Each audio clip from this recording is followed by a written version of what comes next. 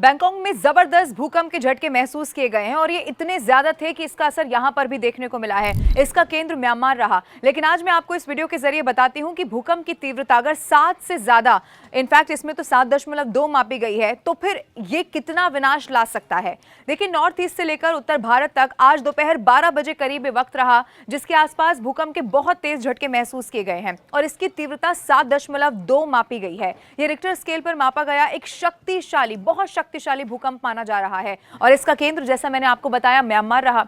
इस तीव्रता का भूकंप काफी खतरनाक माना जाता है और इससे यह भी होता है कि हमेशा ही इस तरह की तस्वीरें देखने को मिलती हैं, इससे विनाश भी होता है। देखिए, रिक्टर स्केल भूकंप की ऊर्जा को मापने का एक पैमाना होता है। 0 से 10 तक ये मापा जाता है और हर एक अंक की वृद्धि से भूकंप की शक्ति लगभग 10 गुना बढ़ जाती है, ये बताया जाता है। 7.2 की तीव्रता वाले भूकंप को मेजर कैटेगरी में रखा जाता है। अब मैं आपको बताती हूं कि इस तीव्रता के भूकंप से क्या होता है और क्या माना जाता है, क्या और हो सकता है। नुकसान सबसे ज्यादा इसमें होता है, गंभीर क्षति। ये भूकंप इतने अगर रिक्टर स्केल पर मापा जाए तो ये पहुंचा सकता है और खासकर उन इलाकों में जहां इमारतें भूकंप रोधी नहीं है, कमजोर संरचनाएं ढह सकती हैं, मजबूत जो इमारतें हैं उनमें भी दरार आ सकती है और इस तीव्रता के झटके सैकड़ों किलोमीटर तक महसूस किए जा सकते हैं। अगर ऊर्जा की बात की जाए तो 7.2 तीव्रता का भूकंप करीब 6.3 तीव्रता के भूकंप से 100 गुना और 5.2 तीव्रता से 1000 गुना ज्यादा ऊर्जा उत्पन्न करता है और इसका जो प्रभाव है वो भी बहुत खतरनाक होता है। देखिए, जमीन में दरारें इससे हो सकती हैं, भूस्खलन हो सकता है और कभी-कभी ऐसी भी स्थिति होती है कि इससे सुनामी भी पैदा हो सकती है। और इसी तीव्रता का जो भूकंप है वो कैसे कैसे इससे पहले भी सामने आया, कैसे उसने जमकर विनाश किया, ये भी मैं आपको बताती हूँ। 7.2 तीव्रता का भूकंप जबरदस्त विनाश करने की क्षमता रखता है। इतिहास में 7.2 तीव्रता के भूकंपों ने कई जगहों पर भारी तबाही मचाई है, उसके बारे में अब मैं आपको बताती हूँ। 2024 में ताइवान में भी इसी तरह की तस्वीर देखने को मिली। ये दिन था 2 अप्रैल का 2024 को ताइवान में 7.2 बिल्कुल इसी तीव्रता का भूकंप आया था और इसका केंद्र ताइपे से कुछ दूरी पर बताया गया। इसने बताया गया कि जो गगनचुंबी इमारतें थी उनको झुका दिया था, इतना भयंकर नुकसान पहुंचा था। बिजली सप्लाई वहां ठप हो चुकी थी और भूस्खलन को भी ट्रिगर कर दिया था।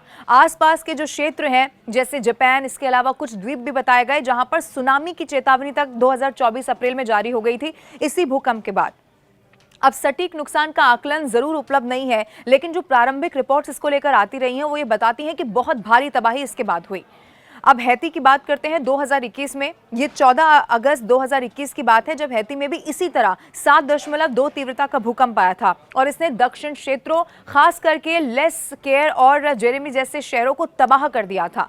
करीब 2200 से ज्यादा लोगों की इसमें मौत हो गई थी। 12000 से ज्यादा लोग ऐसे थे जो जख्मी हुए थे। इतना खतरनाक ये भूकंप था और हजारों की हजारों इमारतें ढह गई थी।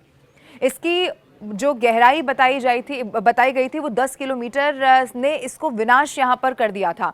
अब मैक्सिको में भी 2018 में कुछ इसी तरह से हुआ। 16 फरवरी 2018 को ओहाका राज्य बताया गया जिसमें 7.2 तीव्रता का जबरदस्त भूकंप आया। हालांकि इसकी जो गहराई थी वो 24 किलोमीटर की थी, फिर भी इसने सैकड़ों इमारतों को नुकसान पहुंचाया और खासतौर पर मैक्सिको सिटी तक इसके झटके महसूस किए गए थे। मृत्यु दर इसमें कम रही, लेकिन संरचनात्मक क्षति बहुत ज्यादा व्यापक थी। तुर्की की भी बात करते हैं। 2011 में 23 अक्टूबर 2011 का वो समय था जब बताया गया 7.2 ये वान प्रांत था और इतनी तीव्रता के भूकंप ने 600 से ज्यादा लोगों की जान ले ली और हजारों की हजारों इमारतें नष्ट हो गई। इसके बाद 200 से ज्यादा ये भी बताया गया आफ्टर शॉक्स थे उसने स्थिति को और ज्यादा बदतर कर दिया था। मोरक्को में भी 2023 में यही हुआ। 8 सितंबर 2023 को मोरक्को में 7.2 तीव्रता, बिल्कुल इतनी ही तीव्रता का भूकंप आया जिसने माराकेच के पास जो पहाड़ी इलाके थे वहां पर खास तौर पर भारी तबाही मचाई। सैकड़ों लोग मारे गए, कई गांव के गांव थे जो मलबे में दब गए